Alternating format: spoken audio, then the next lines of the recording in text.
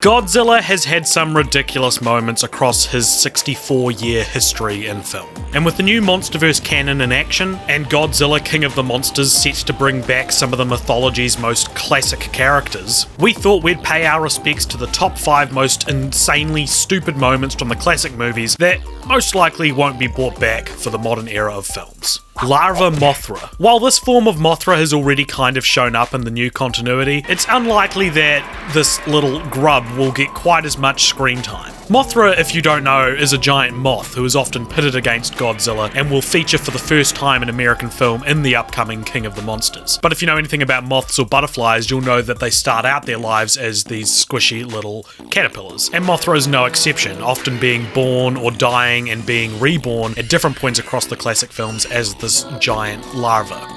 Now, a lot of the classic films almost seem to favour Larva Mothra over her much more glorious and beautiful moth form. The larva, or sometimes larvae, take down Godzilla and other enemies by spitting silk at them. This happens on multiple occasions, which by Godzilla standards is a fairly lame and boring way for a final battle to go down.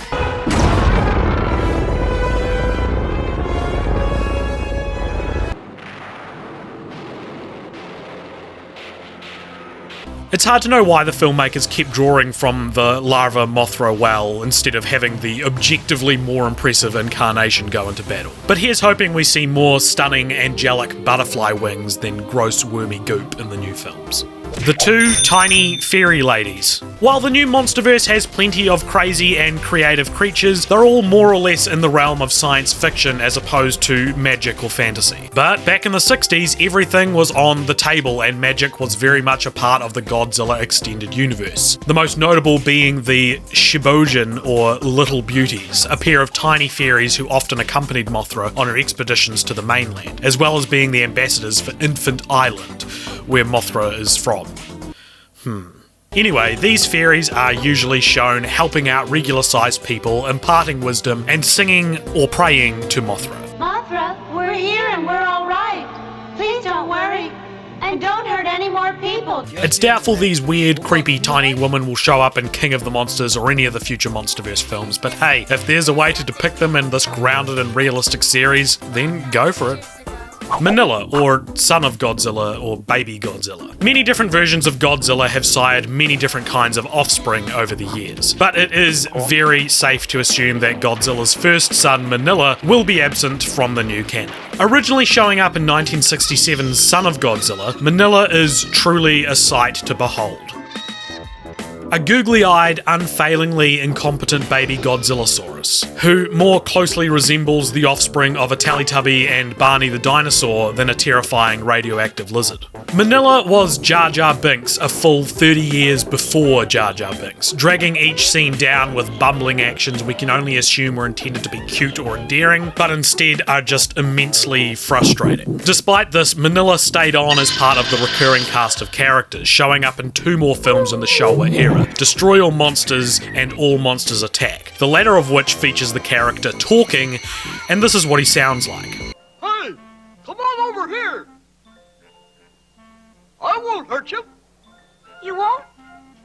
No, don't be afraid. By the way, this whole movie is a dream sequence from a little boy who is kidnapped by thieves. It's weird and it probably deserves its own video. Now, Manila was already given a slightly more palatable modern interpretation in the 2004 film Godzilla Final Wars, but he was still so insane and ridiculous, so you shouldn't expect him to show up in any form even vaguely resembling this gangly monstrosity anytime soon.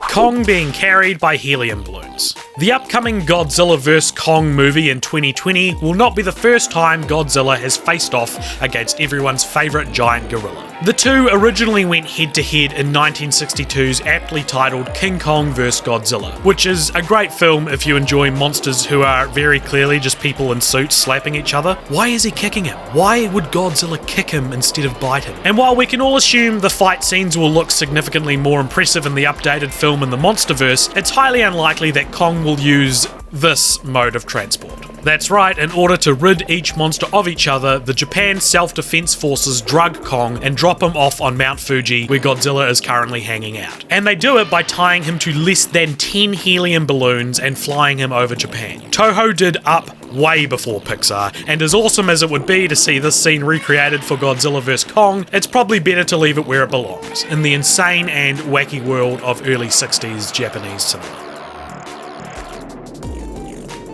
Jet Jaguar.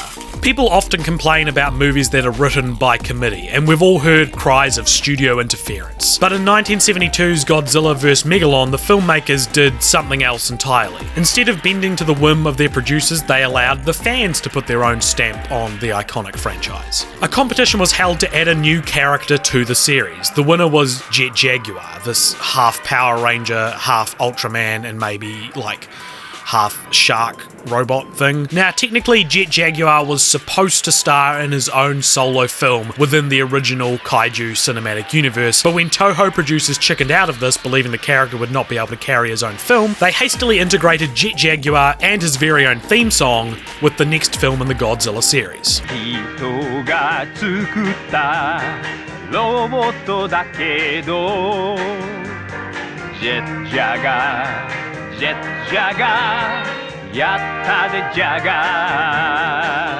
Can you imagine if this competition was held these days? A giant movie studio devoting their resources to creating a film around a character designed by a fan? Hey, it's not necessarily a bad idea, but it would probably be a lot more difficult in the current Monsterverse to crowdsource an on-brand kaiju that wasn't called Monster McMonsterface or King Bryan Cranston Should Have Lived or something like that. Thanks for watching our list of 5 dumb things from the Godzilla mythology which probably won't be in the new movies. What do you think? Is there a place for Manila or Jet Jaguar in Godzilla King of the Monsters? And are there any other stupid classic Godzilla characters or plot elements we left out? Leave a comment down below and don't forget to subscribe if you're watching this on YouTube and like our page if you're watching this on Facebook. Why'd you come here? I just wanted to see you. Your folks will get kind of worried, won't they? I don't think so. They're hardly home any time at all.